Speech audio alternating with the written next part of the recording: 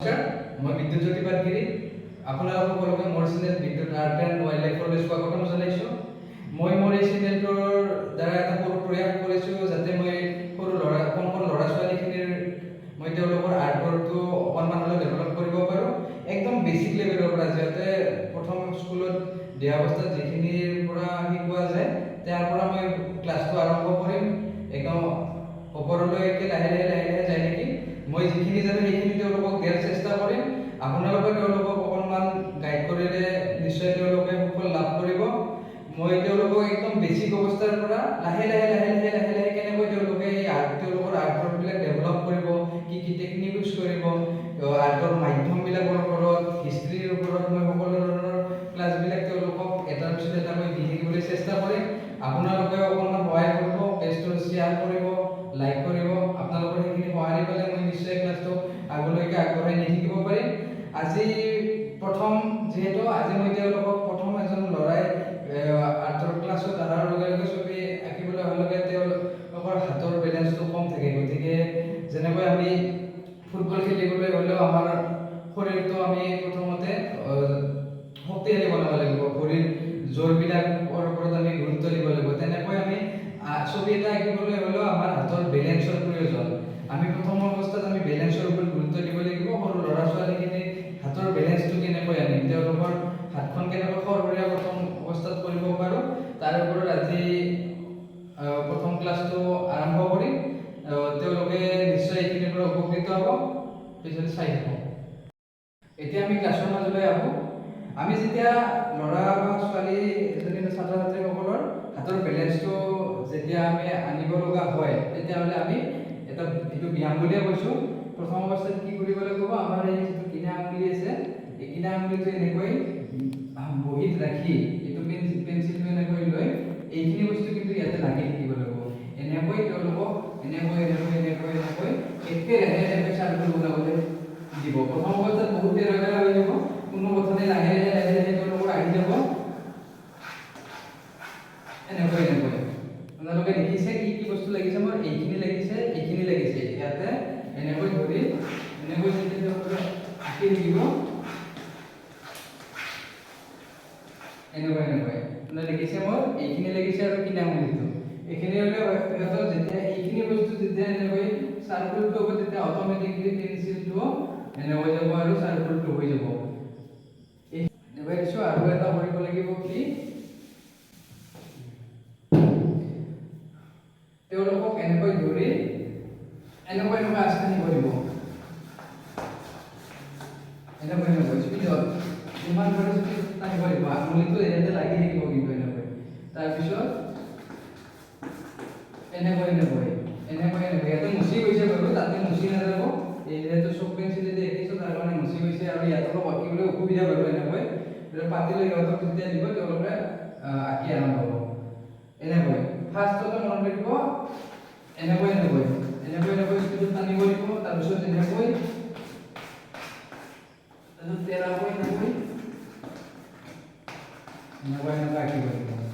এনেকৈ আঁকি থাকিলে সিহঁতৰ বেলেঞ্চ অট'মেটিকলি আহি যাব হাতত। আপোনালোকে নিশ্চয় গম পাব। প্ৰতিদিনে যদি 15 মিনিট সময় মোটামুটি 4 মাহমান সিহঁতক এনেকৈ প্ৰেক্টিছ কৰিব দিয়ে, সিহঁতৰ হাতৰ বেলেঞ্চ অট'মেটিকলি আহি যাব। এইটো অকল ছবি অঁকাৰ কাৰণে নহয়, সিহঁতৰ হেণ্ডৰাইটিঙো ভাল হ'ব। যেতিয়া হাতৰ বেলেঞ্চ ভালকৈ আহিব, তেৰা বেলেঞ্চ যিটো হৈ থাকে সিহঁতৰ সেইটো মৰি যাব।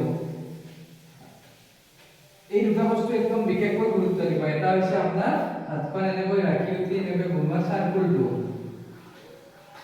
এইখিনি। তাৰপিছত এটা আছে এইখিনি বস্তু একদম কণ্টিনিউ যেতিয়া কৰিব দিব সিহঁতক, আপোনালোকে নিশ্চয় সুফল লাভ কৰিব। আৰু আপোনালোকে ইহঁতে ভাল পেজ নিদিলেও কথা নাই। সিহঁতে আগতে যিবিলাক স্কুলত পঢ়ি থকা সময়ত যিবিলাক বহি ব্যৱহাৰ কৰিছিল, নোটবুকবিলাক সেইবিলাকত লিখা, এতিয়াতো এনে পঢ়িয়ে থাকে। নেক্সট ক্লাছ আহি পোৱাৰ পিছত সেইখিনিৰ ওপৰতে পেঞ্চিলৰ যিহেতু কালাৰটো বেলেগ হয়, বা এইটো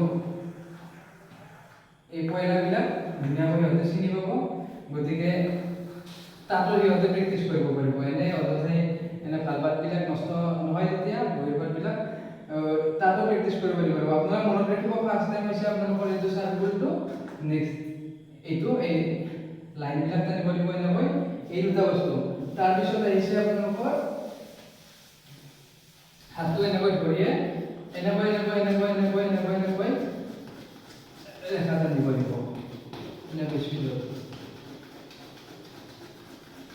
ক্ৰমান্বয়ে দাঁতৰ পৰা পাতল হৈ যোৱা এই ৰেখাবিলাক এনেকৈ প্ৰেক্টিচ কৰিব চাৰিও পিনে পিনে গৈছে এইটো পিনেও দিব পাৰে এনেকৈ আৰু চাৰ্কুল বনাওঁতেও দিয়ক চাৰ্কুল বনাওঁতে এবাৰ এনেকৈ আৰু এবাৰ এনেকৈ এই দুয়োটা চাইডে দিব আঁকিব ইহঁতক আৰু ডাঙৰ হয় এইটো পেজটো কৰোঁতে ভৰি যোৱা হয় এনেকৈ আঁকিব লাগিব যিমান পাৰে সিমান ডাঙৰ পেজ হ'লে ভাল সিহঁতৰ তেতিয়া বেলেঞ্চটো আৰু বেছি ভাল হ'ব এইখিনি ৰেগুলাৰ যদি প্ৰেক্টিচ কৰি থাকে অট'মেটিকলি ভেক্টৰ বেলেঞ্চ আহি যায়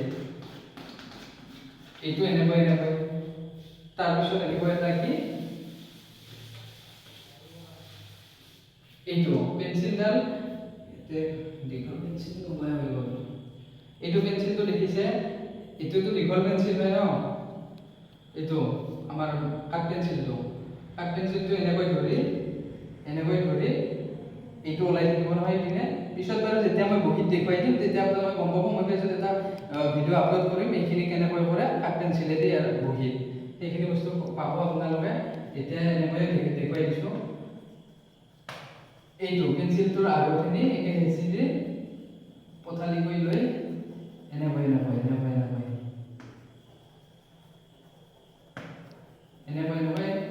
প্ৰেক্টিচ কৰিব লাগিব এইটো এটা গ'ল নেক্সট এটা দেখিব এইটো এনেদৰে ফাৰ্ষ্ট টাইম এনেকৈ দাঁতৰ পৰা লাহে পাতল কৰি লৈ যাব লাগিব প্ৰথম অৱস্থাত এনেকৈ দাঁত তাৰে পিছত লাহে ক্ৰমান্বয়ে পাতল কৰি আনিব লাগিব এনেকৈ প্ৰেক্টিচ কৰাই থাকিব আপোনালোকে পুৰা গম পাই যাব যদি 4 মাহমান সময় 15 মিনিট সময় যদি তেওঁলোকক ৰেগুলাৰ বেচিছত এনেকৈ প্ৰেক্টিচ কৰে তেওঁলোকৰ হাতৰ বেলেঞ্চ বহুত আহি যাব প্ৰথমতে আছিল এইখিনি এনেকৈ চাৰ্কলটো তাৰপিছত এই ৰেখাবিলাক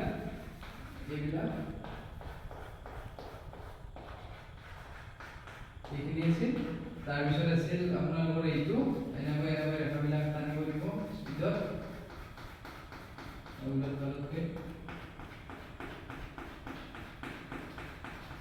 এইটো আছিল আৰু এটা আছিল এইটো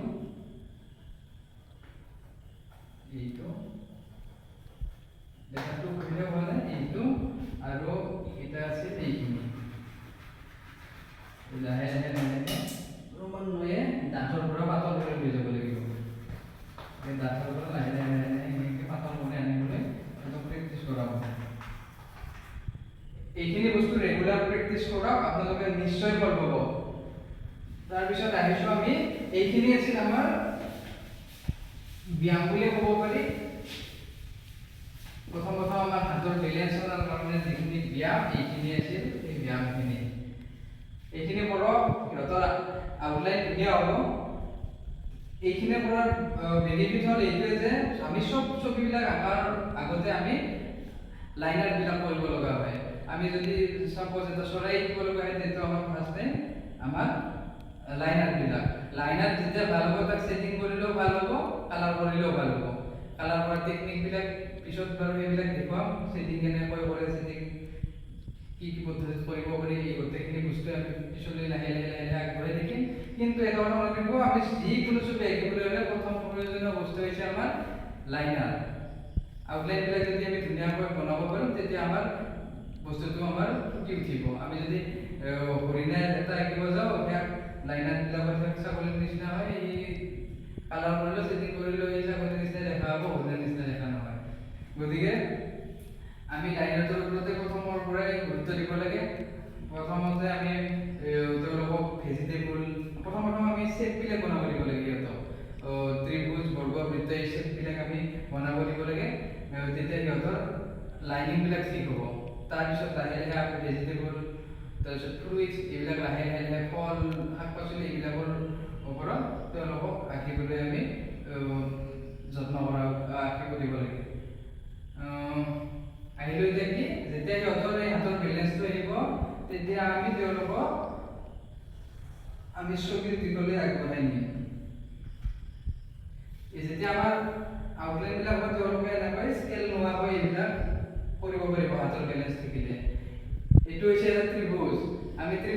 পৰা কেনেকৈ আমি গাজৰ বনাম এইটো দেখুৱাই দিছোঁ।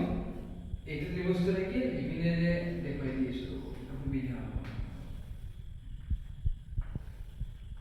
এই ত্ৰিভুজটো ইয়াৰ পৰা আমি গাজৰ বনাম। যেতিয়া হাতৰ বেলেঞ্চ আহিব তেতিয়া তেওঁলোকে অট'মেটিকলি বাঢ়ি যাব। এই গাজৰটো বনাবলৈ আমি কি কৰিম, একো বিশেষ কৰিব লগা নহয়। ইয়াৰ পৰা আমি ইয়াতে আমি এনেকৈ লগাই দিম, ইয়াৰ পৰা আমি ইয়াতে এনেকৈ লগাই দিম। এইটো ৰূপত এইখিনি ইয়াতে লাগি গ'ল, এইখিনি ইয়াতে লাগি গ'ল, ইয়াৰ পৰা যাব এনেকৈ থাকিম। তাৰপিছত আমি কি কৰিম, নেক্সট ইয়াৰ পৰা দিলোঁ এনেকৈ ঠাৰি দিলোঁ, এনেকৈ গ'ল, ইয়াৰ পৰা এনেকৈ আহিল, ইয়াৰ পৰা গ'ল এনেকৈ, এইটো আমাৰ গাজৰ হৈ গ'ল। গতিকে কিমান ইজি হৈ যাব যেতিয়া আমাৰ হাতৰ বেলেঞ্চবিলাক আহিব। হাতৰ বেলেঞ্চ আহিলে আমি চববিলাক বস্তুৱে ধুনীয়াকৈ কৰিব পাৰি। এইটো এটা গাজৰ। নেক্সট আমি কি কৰিব পাৰোঁ, যেতিয়া আমি চাৰ্কলবিলাক বনাই আছোঁ নহয়, তেতিয়া আমি এটা বেঙেনা বনাওঁ। বেঙেনা আমাৰ বেলেগ বেলেগ ডিজাইনত বনাব পাৰি। বেঙেনা আমাৰ বজাৰত এইবিলাক বাংনা বুলি কয়, কলা বাংনা, এনেকৈ দিয়া গ'ল। এইটো দিয়াৰ পিছত আমি বেঙেনা কেনেকৈ বনাম, আমি ইয়াৰ পৰা এনেকৈ দিলোঁ, ইয়াৰ পৰা এনেকৈ দিলোঁ, ইয়াৰ পৰা আমি এনেকৈ দিলোঁ, ইয়াৰ পৰা যাব